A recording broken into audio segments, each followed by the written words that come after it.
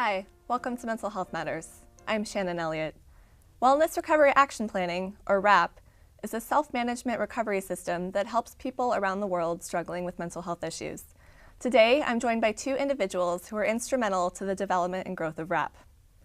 Dr. Mary Ellen Copeland is the author of the book Wellness Recovery Action Plan. WRAP has helped her achieve long-term wellness after years of experiencing mental health challenges. Her work has changed the mental health field as she has advocated that people with mental health issues can have hope and recover. Matthew Federici is the Executive Director of the Copeland Center, a Vermont-based organization that promotes wellness and empowerment through education, training, and research. He's an advanced-level mental health recovery educator and WRAP facilitator. Welcome, Mary Ellen, and welcome, Matthew. Thanks so much for joining me today. Thanks for having me. Mary Ellen, can you tell us what WRAP is and what its purpose is? WRAP is a system that was devised by a group of people who have mental health challenges, 30 people that I had been working with, teaching them recovery skills and strategies. It's a very simple system for figuring out what your resources are, what are the things that you have that you can use to help yourself feel better and help yourself stay well, and then organizing them into a group of plans, a daily maintenance plan. What are the things you need to do every single day to stay as well as possible? Which of those resources do you need to use? What are the triggers that might upset you? And then which of those resources could you use to help you feel better if something really upsets you? And what are the early warning signs? What are the signs that things are not going well? And just the beginning signs. I used to ignore these signs. Things like not buckling my seatbelt anymore. I don't feel like answering the phone. I don't want to go out. I don't want to talk to people. I kind of feel a little crummy. What are those early signs that most of us ignore? And what are the resources I can use to help myself feel better when those signs come up? Because ignoring them often leads to feeling much worse. And then the next section is when things are breaking down. That's when you're really feeling awful. And this is a time when, in the past, people would end up calling the emergency services, perhaps going to the hospital for a while. And through the development of a Wellness Recovery Action Plan, they've learned that if they can identify the signs that they're having a really difficult time, that there are resources that they can use themselves, or perhaps reaching out to others, but that they can use so that they can help themselves just get better without having to do something that's more intrusive in their life and invasive. Mm-hmm. And then it also includes, in the cases that we hope don't happen, a crisis plan or advance directive, and a plan for helping yourself get better after you've had a very difficult time, crisis, to get you back. So it really sounds like well. a very thorough plan to help yourself as opposed to someone else caring for you, Absolutely. making decisions on your behalf. Absolutely. So how was WRAP born? Where did the idea come from? Well, originally I did a body of research because I was very concerned that I was losing my life to the mental health issues and challenges in my life. I was having repeated hospitalizations. I was taking a lot of medications that were making me feel sicker and sicker instead of feeling better. And I was very discouraged with that, and I wasn't given much hope by the mental health system. So I reached out to a vocational rehabilitation counselor, and I said, I really want to do research, and I want to find out how people who have the same kinds of challenges that I do, how do they get by day to day? That's all I was looking for back then. I wasn't thinking about recovery. If you mentioned recovery back then, people just said, recovery's not possible. You can't get over these things. Uh-huh. So I set up a research project with the help of my vocational rehabilitation counselor and studied 125 people to find out how they cope, and got lots and lots and lots of information and began to put that information together, began using it, began to get better and better myself. And that was how I really got involved in this work and started writing books and doing trainings. And it was actually at one of those trainings where the people at the training said, this is all good and useful information. It's really good, but we don't know how to organize it into our life.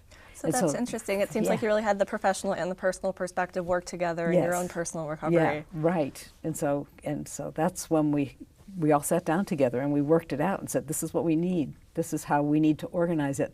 And after we did that, after we came up with this plan, it sounded really good to me, and I took it home and wrote one for myself and started using it, and it was incredible. It made a huge difference in my life, and it continues to. That must have been the best feeling when you realized you finally got it, and you didn't. It wasn't medication. It wasn't necessarily talking to someone else, but it was your RAP plan. It was that really my did RAP it for you. plan. It was helping me figure out, what do I need to do every day?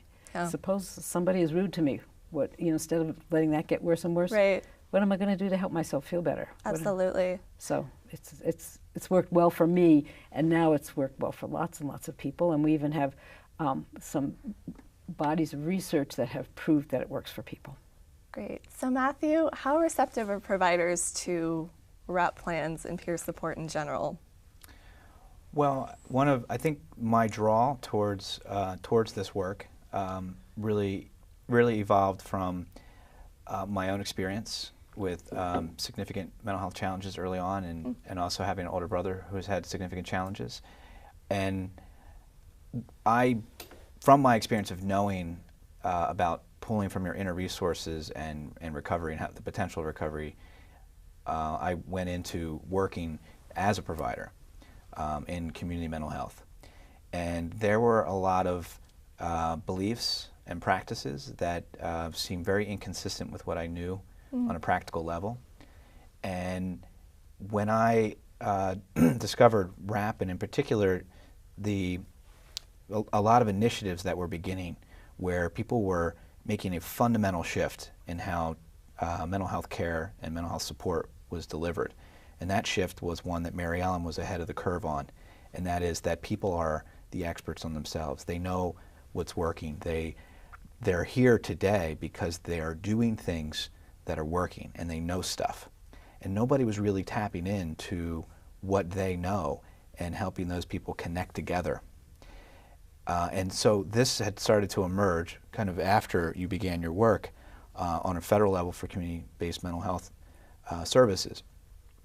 And these initiatives were focusing on peers becoming counselors with each other, and a major element to peers being able to coach other peers was learning about what Mary Ellen created with the peers in her area on the Wellness Recovery Action Plan. There is often some resistance because I know from my formal academic training, this idea that people are experts on themselves, that there are simple, safe, inexpensive things that people can do every day and have significant changes in their life, from feeling really isolated, alienated, having a difficult time going down to the mailbox, to turning their life around and establishing significant careers, as Mary Ellen's mother did, with transforming her life from institutionalization to becoming a well-known nutritionist. And this is perplexing to many people who are studying behavioral sciences, studying the mind, how this happens. So there are very strong beliefs in the mental health system based on theories that have not really been proven about why people are going through the challenges they're going through, what's causing it, and how to treat it. A lot of expensive and complicated theories and philosophies about this. The reality is that what has been created with a group of peers, starting with Mary Ellen's initial inquiries and research on this, is that people who are living with these challenges coming together and coming up with simple common sense strategies are extremely effective. Isn't it amazing that the common sense strategy is the radical approach? Yeah, exactly. Right. And so this can be very challenging in working with systems that have invested a lot in a lot of expensive, a lot of complicated theories and techniques to come in and say, really, let's come back down to the simple here. Yeah. One of the biggest challenges, and I know this from my own training, is that some of the beliefs about providing supports to people professionally with significant mental health challenges is the concept of professional distance. And really focusing on that this isn't about me as the professional, it's about you, what's wrong with you, and how I can help you. And the real fallacy about this is that relationships are so critical to healing and recovery. And so it's not just about you, it's not just about me, it's about us and the relationship that we form. By and large, the system is designed in a way where I'm the next expert. I've studied these academic theories and practices and the science behind what may be wrong with you, and you're here to be fixed. And a lot of people get this constant type of support. The challenge about that is that people don't they don't learn when they're constantly in relationships like that, that real support in people's lives is always two ways. Right. You get support when you give support. And this is also something that Mary Ellen's work really spoke to when she did her initial inquiry she talked about and got results back from people that one of the key concepts of people who got well and stayed well for longer periods of time is they had support.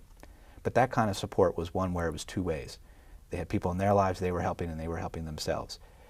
So it can be difficult bringing these concepts into a system, provider system, where it's more one-directional. And I could very easily see how that level of inequality would not only make no effect, but actually make things worse, because suddenly you feel smaller than the person who is supposed to be providing you help and feeding into that own internalized stigma and downward spiral and so forth. Yeah. So Mary Ellen, if I was interested in RAP, if I was going through a hard time and I came to my first RAP session, what could I expect? Well, if it was the first time this group was meeting, you could expect that you would get a really warm welcome, that you would be introduced to the people that were leading the group, and that the group would work together at the very beginning to set up some guidelines, some group guidelines, so that you could feel really safe there. Lots of times when people go to a group for the first time, it's hard. It's really hard. Sure. Anytime you go to anything The for the first first step, time. right? Yeah. And so they set up guidelines so that you can feel safe and comfortable there, so that you'll know that people are not going to be doing things that would make you feel unsafe. And then they will probably first introduce you to the key concepts of recovery, which are hope, personal responsibility, education, self-advocacy, and support. And those came out of my early research. And so we would have some discussion around those topics. And then people would begin to work together in the group. For those key concepts, people would share their own stories. Not the group would be facilitated by a person, but that person wouldn't be like a teacher. It's really based on the premise that people are there to teach and work with each other. Everyone's on the same level. Everyone's on the same level, absolutely. It's non-hierarchical. Everybody's on the same level, and that they would work together, and that everyone would have a chance to share their own stories of hope and how they learned to be personally responsible and talk about education and self-advocacy and have ongoing probably discussions about support, which is huge. And then from there, they would start talking about the facilitator would describe the wellness toolbox, and then people would start sharing what are the wellness tools that you have, and each person would share the ones that they could think of, and you have a long period of time when people just list their wellness tools, and usually they have some newsprint pads. They jot them all down and hang them around on the wall so that everybody can see them, and everybody's getting ideas from each other. So what are some examples of wellness tools? One of the wellness tools I use a lot is listening to music, is playing the piano. It may be just taking a few deep breaths. It may be changing what I'm thinking about to something positive, focusing on positive things, positive affirmations. I have a list of over 80 of these. So very simple things to do when you're in a moment that you need some positivity. Right, and they can be things I need to do every day, like drinking 8 glasses of water a day, avoiding sugar, having 3 meals a day, maybe whatever that is for a person, whatever they're kind of like working on. I need to be sure that every day I have plenty of vegetables. So I have, on my daily maintenance, it's 7 servings of vegetables a day. And so it might be different on somebody else's. It might be altogether different. So no 2 RAP plans are like because things. they're customized to the individual. They are absolutely. You write it for yourself. Some people might write on theirs that they need to take a shower every day. I don't have to write that because I've been taking a shower every day for years. And it's not something we're taking. I don't have to put in brushing my teeth. But somebody who has not done anything to help themselves for a long time, their wellness toolbox could be very simple. It could just be every day I'm going to pull the coverlet up on my bed and I'm going to brush my hair for 1 minute. Or their wellness tool might be I'm going to smile at one person, and that might be it.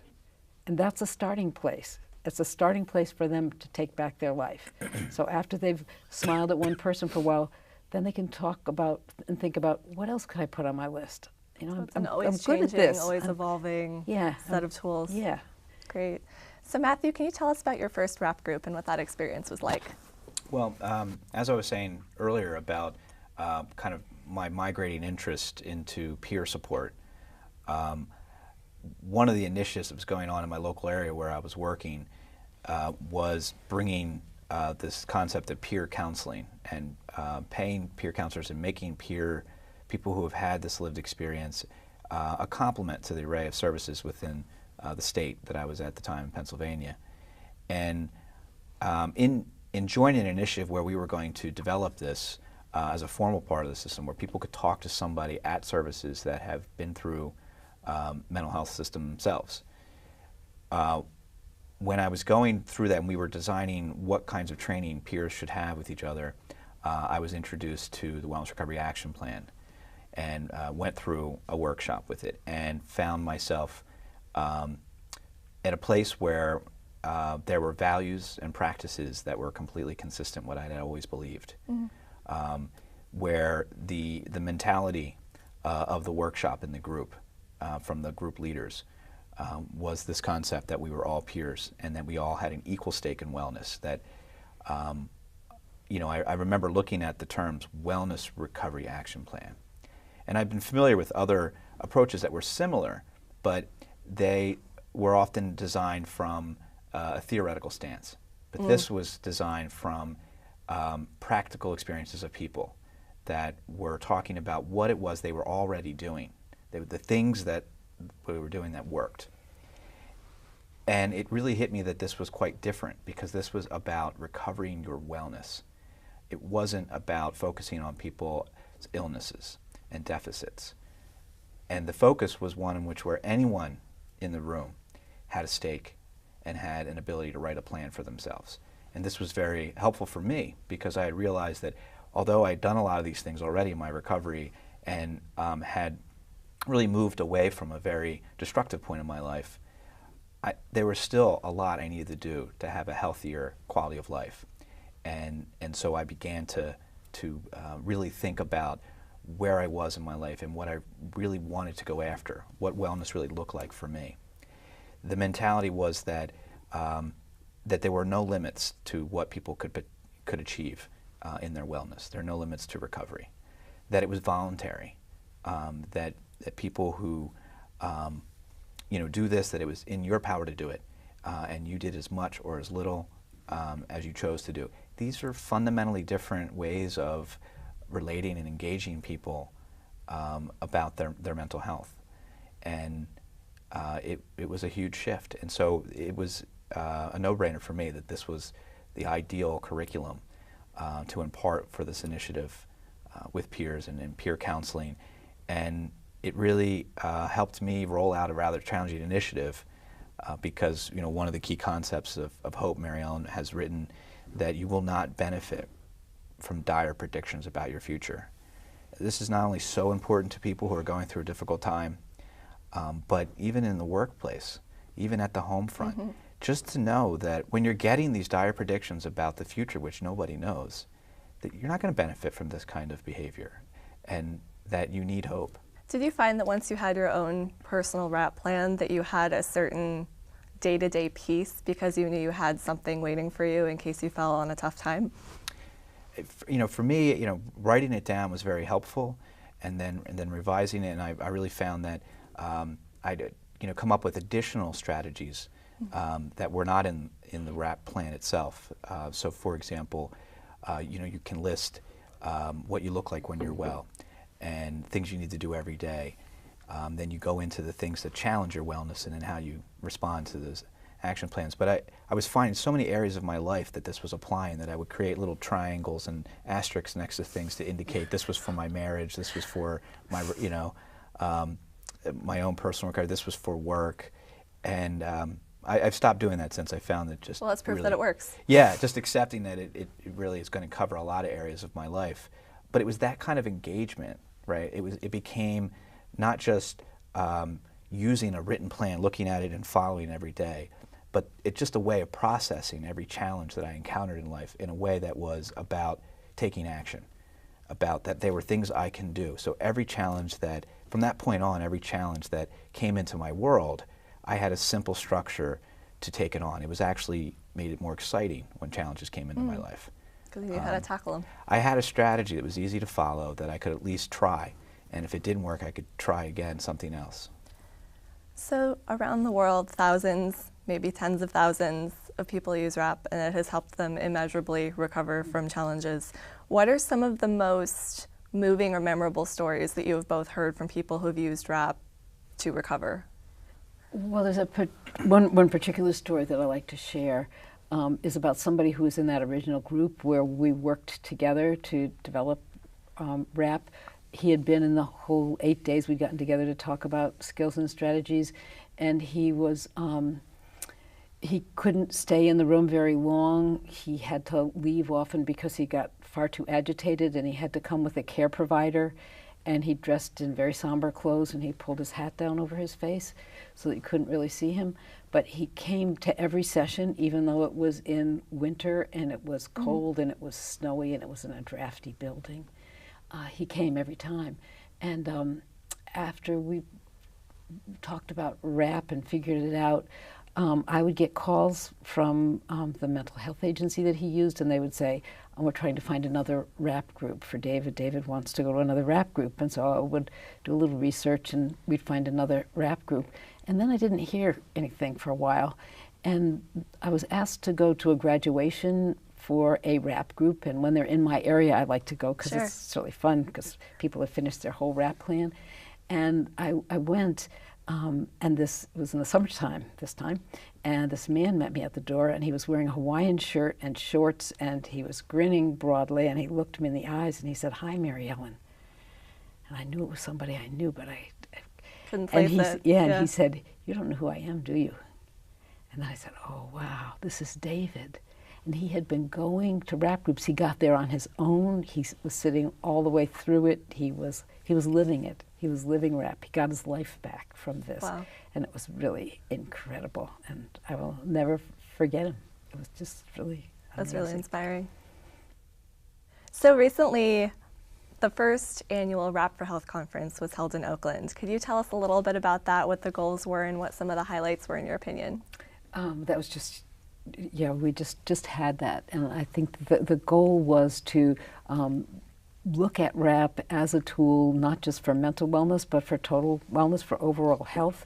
And I know that people are thinking about how we can have primary care doctors and other kinds of healthcare providers know about RAP so that they can be referring people to RAP programs. And so it's really, the focus was to move RAP out of the mental health arena where it started and to really cover the whole person, which is what it is anyway, which is you can't separate mental health from physical health, from emotional and spiritual well-being. You can't take all of those things and push them apart.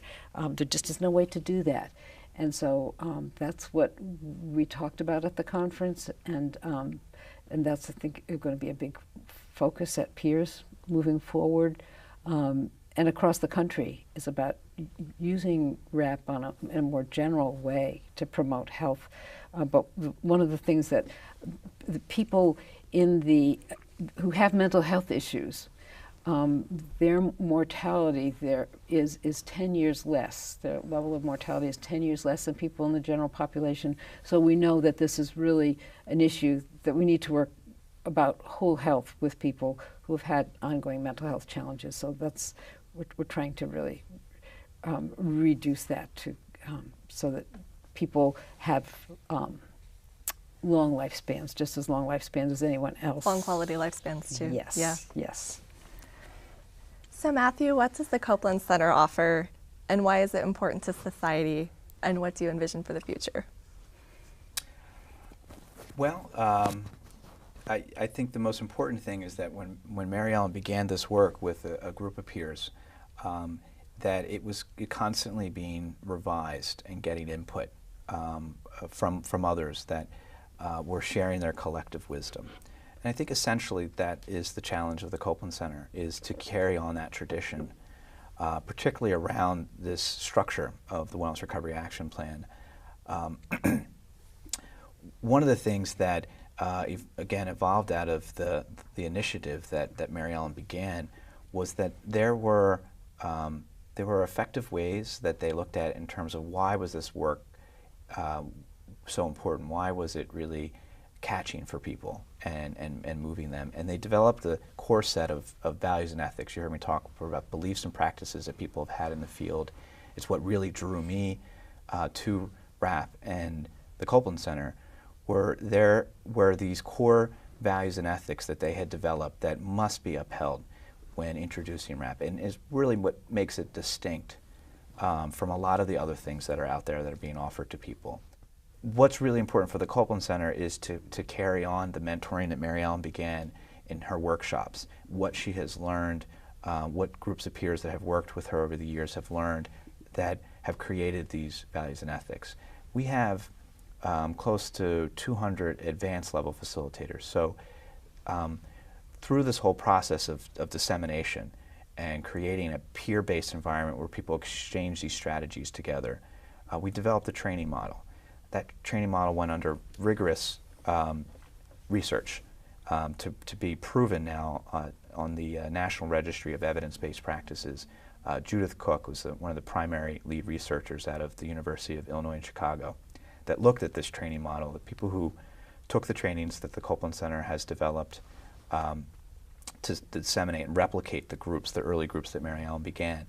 And they showed significant evidence that people had increased quality of life, increased sense of hope. Now they're even seeing that people are becoming stronger self-advocates in the doctor's office, which is resulting in better care and outcomes for them.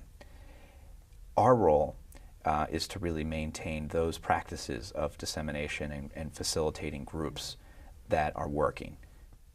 Great. Well, thank you so much, Matthew and Mary Ellen, for being here today. It's been an absolute treat, and I cannot wait to see RAP take off even more throughout the country. Thank you. Thank you. Thank you. For more information on RAP, please visit the Copeland Center website at www.copelandcenter.com. To find a RAP group near you, visit the calendar on the Peers website at peersnet.org/calendar. To view videos of the recent RAP for Health conference, visit the Peers website at www.peersnet.org/videos. Thank you so much for watching. We'll see you next time.